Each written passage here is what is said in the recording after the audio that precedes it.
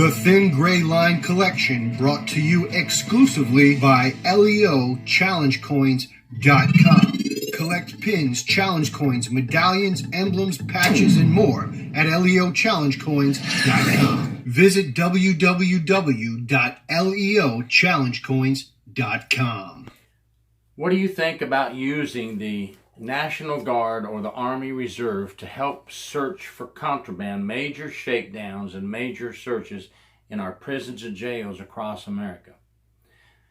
Now, before you say, hey, we can handle our own, they don't need to come in here and help us, we've got it, I want to say that in my opinion, this is not at all saying we don't know how to do our job.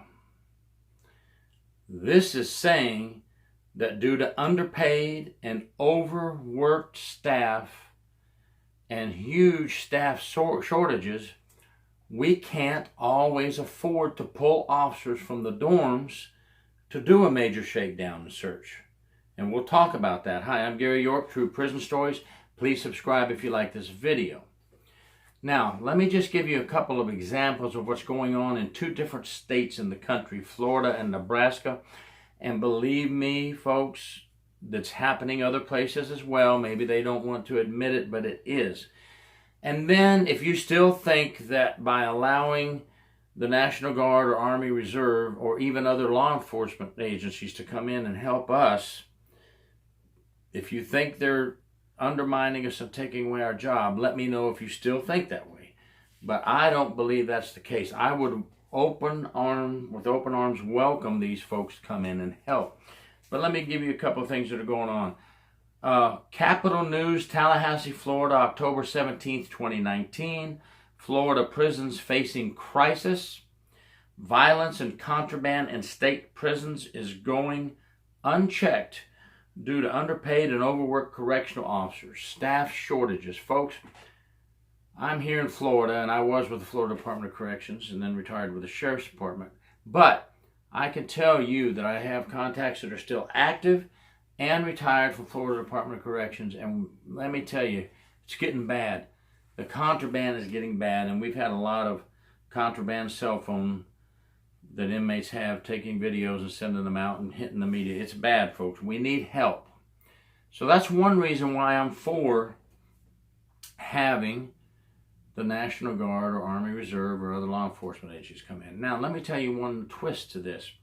The National Guard people that are being used in Nebraska are from a law enforcement background.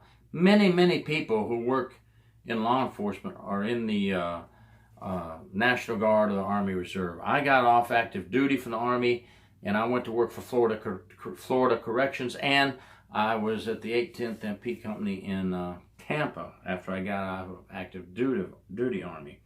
So you have military police units somewhere near you in every state with that police background, not only from the military, but also probably a lot of them are working in law enforcement right now. So it's not like you're bringing in somebody that isn't used to doing searches or these type of findings. They're used to finding contraband, bagging, tagging, and marking for evidence. So I would welcome it.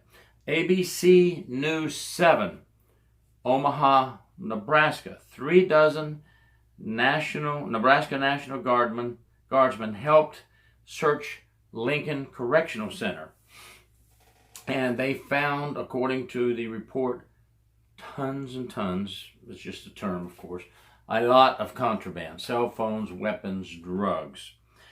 And these soldiers that came in from the National Guard were all with law enforcement background. Either that was, it didn't say, that either that was a military police unit, or the ones they brought over, the 36 they brought over, are in the National Guard, and their full-time job is some type of law enforcement. The same folks in Nebraska also used 40 officers from other law enforcement agencies, and I have no problem with that either. We need to clean out the prisons and jails as much as we can to protect our officers and all the prison staff, civilian or uniform. And then there's the inmates that trying to do their time and just get out, and they would love to see a lot of this contraband gone because they're scared they're going to get shanked with it or killed over it. So, you know, I don't see any reason why this would not be feasible for everybody. Why not? Oh, and by the way, if you're thinking the governor of Nebraska did an emergency activation of the National Guard, no, that's not the case. The corrections agency just got together with the National Guard, and everybody came to an agreement, and they set out a plan, and they planned it ahead of time, and they put it into action. I wrote an article for Corrections 1 on working with other agencies. Corrections working with other agencies to get the job done. We do it when there's an escape. When an inmate escapes, we work with many other agencies, the county sheriff, the state police, the city police, EMT, everything you can think of. You know, the county folks, county facilities, DOT, Department of Transportation. We work with all of them. So if we work with all of them on an escape, what's the problem with working with them to search our prisons? Not daily, just once in a while, a major shakedown. Because manpower is a huge issue.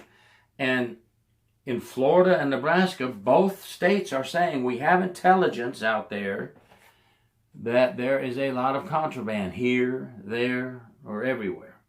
We have the intelligence, we don't have the manpower, the people power.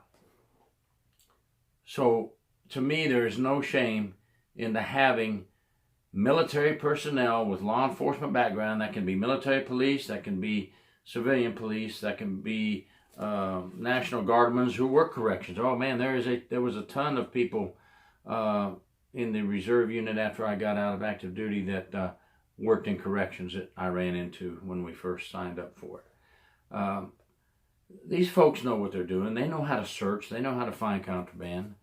You know, we're using qualified people who have had background checks. I'm sorry, some of these folks that you'll find in the Army Reserve and National Guard have had better background checks than some, not all, some correctional agencies give. So there's no worries about security issues, because somebody might be saying at this time, well, there's a security issue. Hey, I got news for you. And those of you working behind the razor wire that have been in the military, you know that some of these folks from the military have a higher security clearance than many people working in corrections. And then we have the people working in corrections who have prior military, who have top secret, and even a Q clearance. A Q clearance is higher than a top secret clearance in the military, because a Q clearance gets you in everywhere, and it also gets you in the nuclear sites and in the nuclear facilities. I'm not condoning nuclear weapons and saying they're great, but I'm just saying that's what a Q clearance does. So, you know, not everybody working in corrections has those. So you're not bringing in a bunch of yahoos from the street that are saying, hey man, let's go see what we can find in here, tear the shit out of this place. You know, we're not bringing that type of person in. So let me know if you still think that somebody is stepping on your toes, stepping in your territory, and you can handle it. Then let's handle it. Figure out a way to handle it if you don't want help.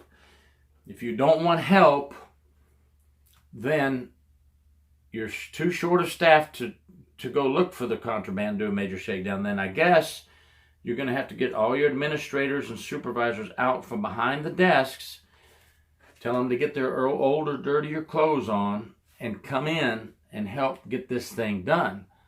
Because by just sitting around, twiddling our thumbs, going, we don't have enough people, but the contraband is there, says Florida, it's all over the place. We just don't have enough people to get it. Well, go ahead and keep twiddling your thumbs. We're going to keep having incidents like we've had here in Florida recently, with a lot of things going on, folks. A lot of bad things. And I've done some other videos on that when I'm going to talk about that now. So let's lower our egos, get your ego down, and let's let these folks come in and help us. And you know, if your agencies haven't even thought of this or talked to other people about this, start talking about it. Check with your local military police reserve units, with your local military National Guard. Check with your other agencies, you know, that you work with on escapes all the time. A lot of these folks will give their people credit for training. You know, the military has training they have to do every year too, and they might get some training out of this. Other law enforcement agencies may give their officers some training hours for coming in and helping do a major shakedown at a prison. You just never know. And if at the least they would get is, I would hope the Department of Corrections would give these National Guardmen a nice letter of appreciation for their military file, or a certificate of appreciation for their military file, and the same for the law enforcement officers that come and help. When I worked with Florida Department of Law Enforcement, other sheriff's offices, the state troopers, when we did drug interdictions, at the end of the weekend or the end of the week when we finished everything we were doing, it was nice for the department heads to send out letters of appreciations for everyone's hard work and for their file. It helps them in their career advancement, and it's just plain, simple, nice. Okay, folks, that's the end of my rant on getting help from outside agencies and the military for searching prisons and jails. Let me know what you think. Gary York, True Prison Stories. Please subscribe.